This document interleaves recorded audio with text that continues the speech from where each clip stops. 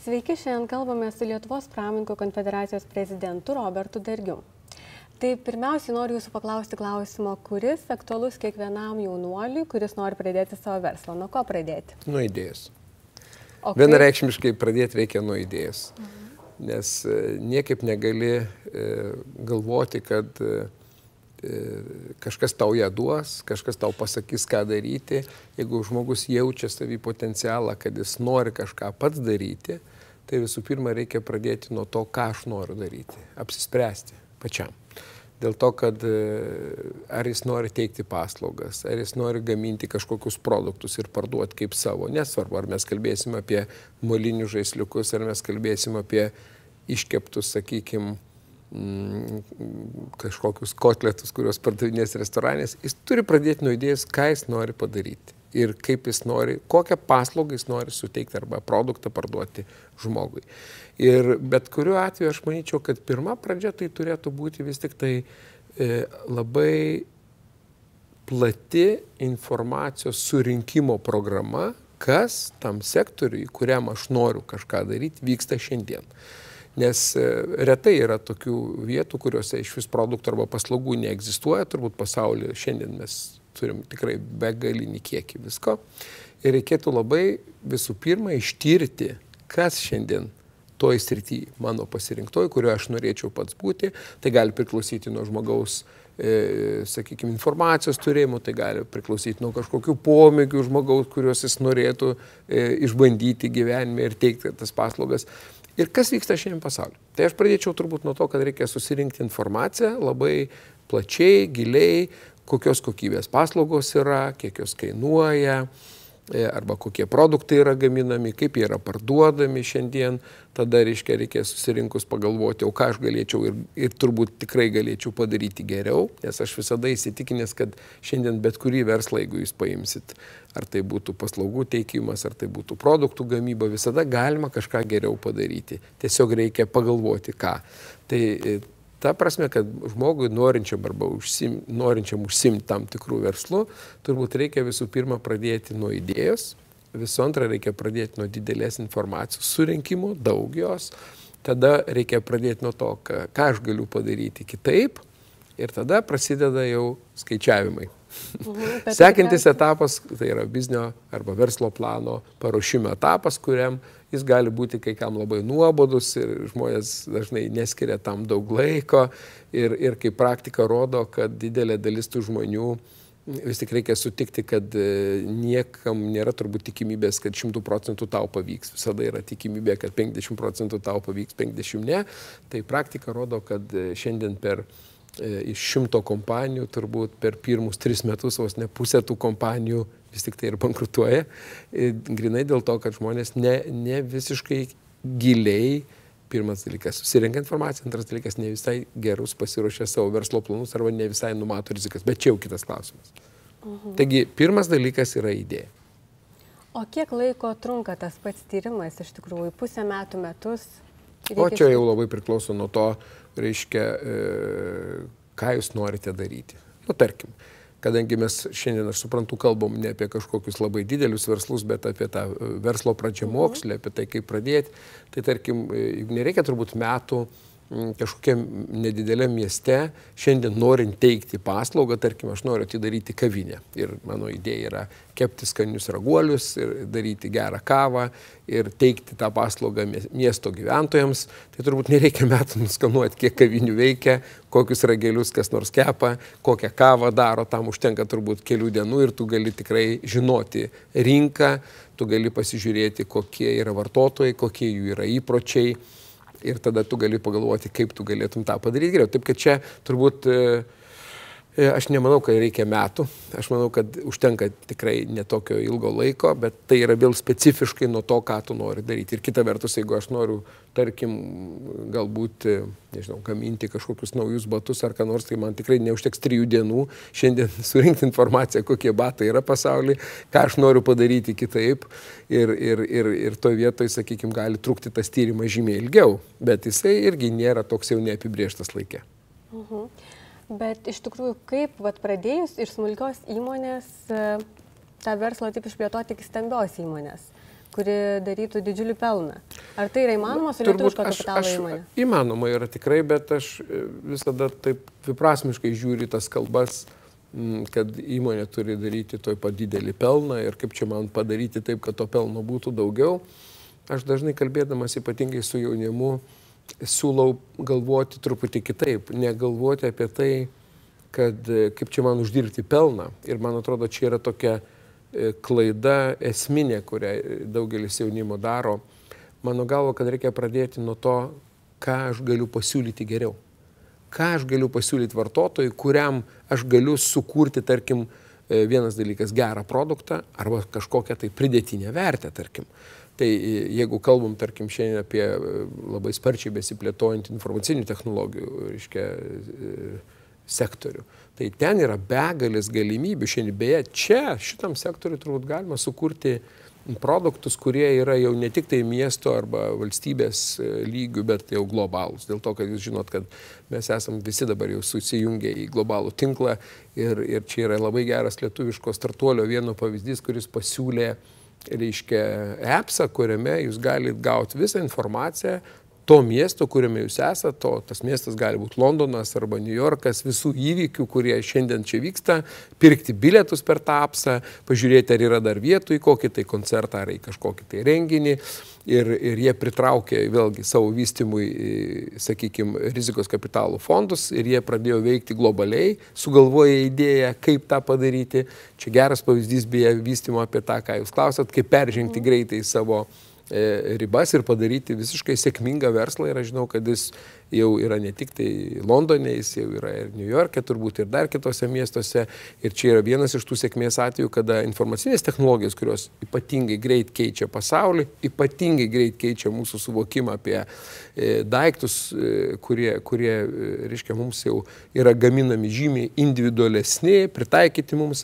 Ir žmonėms tai yra didžiulė pridėtinė vertė. Vietoj to, kad aš sėsčiau, tarkim, prie kompiuterio ir pradėčiau ieškoti, kas tam mieste kur nors vyksta, aš gaunu iškart sukurtą pridėtinę vertę ir man apsimoka, jeigu aš, tarkim, nebegaištu savo 2 valandų laiko, galiu tiesiog per kelis paspaudimus prieiti prie man rūpimos informacijos, man apsimoka sumokėti, nes žmonės dažnai neskaičiuoja savo laiko, jie galvoja, kad reiškia, galima jį vertinti kaip neturinti vertės laiką ir tada jisai pats daug laiko gaišta, bet kuo mes toliau gyvenam, tuo mes labiau suprantam, kad laikas yra mums didžiausia brangenybė ir tada tokią vertę, jeigu tu sukuri žmogui, be abejonės, kad tai yra didžiulė tavo ateities sėkmės galimybė, tu gali tikrai čia gerai ir uždirbti ir sukurti svarbiausia gerą produktą. Po to, ką aš ir pradėjau pradėti kalbėti, kad visų pirma, jeigu jūs sukuriat idėją, jeigu jūs sukuriat pridėtinę vertę, pinigai ir pelnas be abejonės ateina iš paskos. Tai dėl to vienareikšmiškai yra taip. Bet jeigu priešingai jūs galvojate tik tai apie tai, kaip uždirbti čia pinigų kažkokiam tai daiktui ir jau neberūpinatės tiek kokybę arba pridėtinę vertę savo vartotojui, tai aš drįsiu teigti, kad turbūt jūsų verslas yra tikrai be didelės ateities. Ar startuoliai gali tapti ilgai gyvuojančių kompanijų konkurentais? Be abejonės, taip, tikrai. Dėl tų įdiegiamų inovacijų, ar ne? Taip, vienas geras pavyzdys, kuris dabar yra plačiai vartojamas ir kalbama apie tai, tarkim, jau globalus, tarkim, kalbėkime apie, tarkim, įdomų, reiškia, tokį atvejį kaip elektromobilius.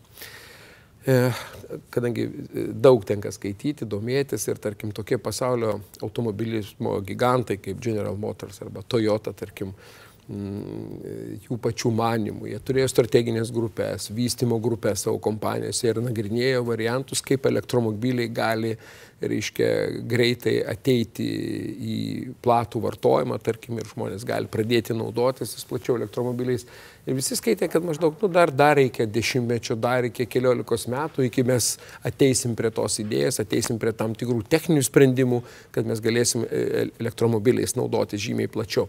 Ir staiga įsivaizduokit, Silikono slėnį, reiškia, Elonas Muskas, visiškai startuolis, kuris atėjo visiškai iš kito pasaulio, neturėdamas jokio supratimo apie automobilius arba kaip vartotojas, tik tai turėdamas supratimą, staiga sukuria Tesla.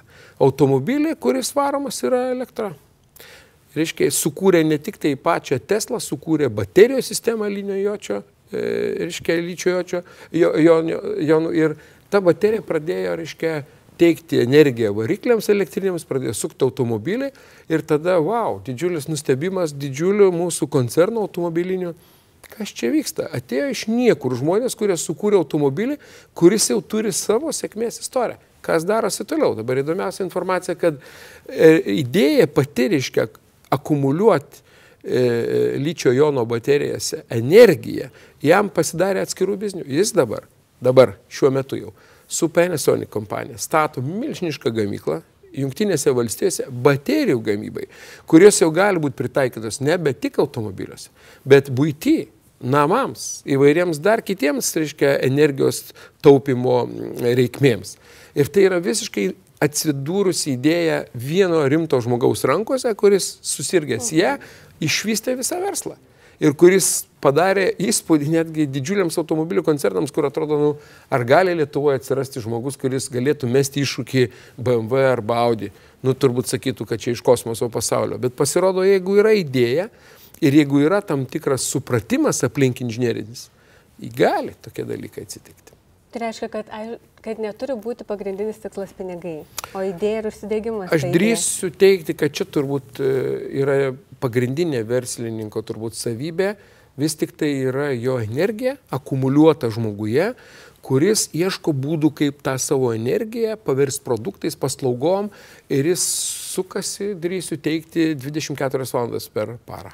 Jis ir miegodamas sapnuoja kartais ir būna ir mums taip kartais susapnuoja idėją, rytėje užsirašai, kad čia tikrai gera mintis atėjo į galvą, bet tai yra žmogus nukreiptas į rezultatą, nukreiptas į tam tikrą daiktą, kurį jis mato kaip savo tos kūrybinės energijos proveržį tokį, kad aš padariau kažką, sukūriau. Nes, sutikit, pinigai žmonėms yra svarbus tik tai iki tol, kol tu patenkini savo pirmosius poreikius. Mes dažnai kalbame apie pinigus, nes nemaža dalis visuomenės žmonių iš tikrųjų nėra patenkinusi savo poreikius ir galvoja, kad, jeigu aš turėčiau, reiškia, kažkiek pinigų, tai jau čia būtų man turbūt ir laimė ir viskas. Ir čia yra didžioji klaida, kad žmonės negalvoja, ką aš galėčiau sukurti kitam žmogui, kaip pridėtinę vertę ir iš to dar uždirbti savo, o tik tai apie pinigus. Ir tai yra ta stigma, kuri laiko mus šiandien dienai, tokio tam tikroje būsenai, kur mes negalim išsiveršti. Labai įdomus tyrimas padarytas yra, reiškia, kuris labai atspindi mūsų valstybėje žmonių supratimo tokį lygmenį. Klausė vaikų, 12 metų, 14 metų vaikučių klausė, kiek jūs manot, jums reikėtų pinigų iki to, kad jūs patenkinti esat. Sakykime, jūs turit kažkokių idėjų, norų kažką. Ir čia geras indikatorius, jeigu lyginsit, sakykime, vaiko žodžiuose, turbūt šeimos lygmuo. Ir mane patį nustebino, pakankamai grėsmingai nustebino, kad vaikai pradėjo kalbėti apie tokius dalykus, kad, aš būčiau turbūt laimingas gyvenime, jeigu aš turėčiau 800 litų. Čia buvo litais dar daryti tyrimai. 900 litų. Tai reiškia, šeima irgi yra įstrigusi tame, kad jos ten iki laimės skaičiuoja kažkokias labai tokias paprastas sumas. Aš suprantu tų žmonių gyvenimą, bet tas vėlgi juos prispaudžia. Čia reikia galvoti, ką aš galėčiau padaryti geriau, ką aš galėčiau dar sukurti, nes per tai aš galiu toliau tenkinti ir savo poreikius, kas yra be galo, man atrodo, natūralu. Tai aš manyčiau, kad šiandien dienai mes turėtume ir mokymo procesą truputėlį keisti. Būtent vaikus daugiau inspiruoti, apie kūrybą kalbėti, apie tai, ką jūs galite sugalvoti kitaip padaryti. Jūs matote šiandien aplinkoje tam tikrus dalykus, tam tikras elgsenas, tam tikras paslaugas. Pagalvokim, ką galėtume padaryti kitaip. Jeigu jau mūsų mokytojai pradėtų truputį vaikus mokyklose kalbėti, jeigu šeimose, reiškia, pradėtų tos vaikus auklėti truputį tą linkme, aš manau, kad mes turėtume žymiai daugiau tos dvasios pačios kūrybingos, kuri iš esmės yra variklis valstybėje, be abejonės ekonomikai. Ir čia, man atrodo, yra mūsų visų rūpestis. O jūsų nuomonė Lietuvoje, kokios sąlygos sudarytos verslo kūrimui, startuoliams, rizikos kapitalo? Pakankamai geros, nes aš nedrįsčiau sakyti ir kritikuoti kažkaip labai, kad turbūt čia yra problema, dėl to jie negali negali kažko tai padaryti. Galbūt paslaugų sektorių turbūt mažesniuose miesteliuose būna sąlygų tokių nėra, nes gerų, kad ten daug visokių kontroliuojančių taip pat atsiranda. Aš manau, kad ypatingai startuoliams, tokiam mieste kaip Vilniuje, turbūt yra daug erdvės dėl to, kad nemaža dalis ekonomikos valstybės sukasi čia ir kada jau daug dalykų aplamai juda aplink, yra ir galimybių žymiai daugiau. Ir aš manyčiau, kad čia nėra pagrindinė problema, bet be abejonės bendras požiūris valstybei nėra geras verslo atžvilgiu, jeigu vertinti jį. Dėl to, kad dominuoja daugiau pasidalinimo temos, rūpesčio, ten sunkiau begyvenančiam, bet netgi šiandien kalbant apie tos darbo santykius, kurie tema yra, sakykime, šiandien visuomeniai, kaip mes čia dažnai norim pasirūpinti, kad apsaugoti ten žmonės, mes pamirštame esminius dalykus, kurie žmogų saugo iš tikrųjų. Ir jūs, tarkim, saugo ne kažkoks įstatymas, o jūs saugo jūsų profesionalumas, jūsų kūrybingumas, kurį jūs paverčia tam tikrais produktais, kurie reikalingi visuomeniai. Ir mes turėtume apie tai daugiau kalbėti, kad žmonės šiandien turi keistis, kad žmonės turi mokintis, kad žmonės turi būti kūrybingesni, kad turi daugiau idėjų turėti apie tai, ką jie gali gero padaryti, sukurti paslaugą, produktą, kad jie galėtų toliau iš to gyventi, vystytis, kaip jūs sakote, auginti verslą nuo pradžios iki stambaus, sakykime taip. Nes tik tokioje visuomenėje iš tikrųjų atsiranda daugiau saugumo, atsiranda daugiau pasitikėjimo, atsiranda daugiau supratimo vienas kitų ir taip toliau. Nes mes esame labai fragmentizuoti. Mes dabar yra verslas, kuris yra blogis, iš kurio reikėtų atimti, teisingai padalinti, ne va tai tada valstybė gerai gyventų. Nu, nėra valstybės nė vienos pasaulyje sukurtos teisingų padalinimų. Visada kuria valstybė žmonės su savo idėjom. Reikia tą suprasti ir man atrodo, kad mes turim žymiai daugiau skirti dėmesio tam kūrybingumui. Kalbėti apie tai, kad tai yra gerai, kad tokie žmonės turi būti pavyzdys visuomeniai, kurie sukūrė kažką. Bet, pavyzdžiui, mes laukiame daug laiškų, kur žmonės sako, aš turiu idėją, aš noriu kurti verslą, bet visuomet tas pats klausimas, kur man kreiptis, ką man daryti toliau su ta turima idėja, nes aš neturiu pinigų tam, kad išplėtočiau tą verslą. Bet tai, jeigu ta idėja nėra, reiškia, kosmoso užkariavimas, tarkim, ar yra kažkokia, sakykime, paverčiama vis tiek bent jau išsirašykim tą idėją ir pirmas dalykas tam, kad kreiptis, sakykime, bent jau praskaičiuokim galimybės, tą, ką aš iš pradžių siūliau, pasižiūrėkim rinką, ar tokios idėjos nėra buvusios, ar nėra tokių dalykų jau įvykusių ir jeigu tai yra, tai aš manyčiau, kad šiandien dienai pirmas dalykas, tai bent jau savo aplinkoje turėtų pagalvoti tokie žmonės, tėvai, draugai, tėvų draugai, ar yra galimybė, sakykime, kažkokį startinį kapitalą gauti, išbandyti tam reikalų, pabandom šitą. Gal tai yra tikrai nauja ir unikalu. Aš manau, kad tokiem dalykam, jeigu jūs nekuriat kažkokio tai palidovo prototipo, tikrai nereikia milijardų ir milijonų, tai galima išbandyti labai nesunkiai. Po to yra vis tik mūsų verslo angelų fondai, kurie kaip tik tai yra sukurti tam, kad tokias idėjas akceptuoti, surinkti, duoti pinigų, išbandyti juos, nes jie būtent yra tie, kurie verslo angelai, kurie padeda tokiem žmonėm materializuoti savo idėjas, ar paslaugas, ar produktus. Ir aš įsivaizduoju, kad čia būtų toks etapas, kuris tikrai galėtų būti sekantis tam žmogui, kuris, reiškia, turi kažkokią idėją. Bet reikia vėlgi pabrėžti tokį momentą, kad jeigu tiesiog aš sugalvojau idėją, atėjau pas kažką, o jau ta idėja tikrai, tai tikrai nenupirks jos nieks, jeigu jinai jau yra kažkur tai buvusi arba pabandyta.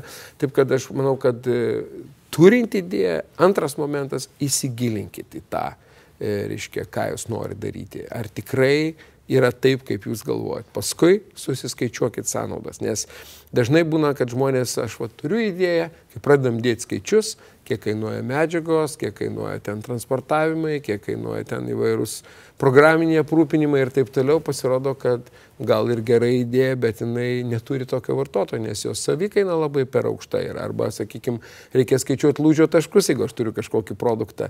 Gal reikia man jų pagaminti 1000, kad jie apsimokėtų jau gaminti ir tada mes galėtume kažkam jį parduoti. Taip kad, bet čia yra viskas skaičiai. Čia, ta prasme, tam nereikia jokių pinigų. Ta galima daryti labai nesudėtingai, tą galima daryti su tam tikrų ekonominių išsilavinimu labai paprastai. Ir tai būtų pirmieji tikrinimai, kaip ta idėja atrodo jau platesniam kontekste. Tai galbūt dar kažką papildytumėt šią temą apie verslo pradžią kūrimą ir kažką palinkėtumėt tiems, kurie vis dar bijo tos rizikos? Pirmas dalykas, tai ką reikėtų palinkėti, kad nesustoti. Jeigu jums vieną kartą nepavyko, gal jums pavyks 20 kartą, bet reikia judėti į priekį, nes jeigu žmogus pabando kartą ir paskui, sako, aš bandžiau, tai daugiau jau nebebandysiu, eisiu geriau tą daryti, tai reiškia, jam trūksta vidinės energijos. Aš manau, kad palinkėčiau tos energijos žmonėms, to kūrybingumo, to platesnio matymo ir nesustoti. Būtent tie dalykai yra reikalingi šiandien tiems, kurie pasirinko save verslininko kelyje. Tai ačiū labai Jums.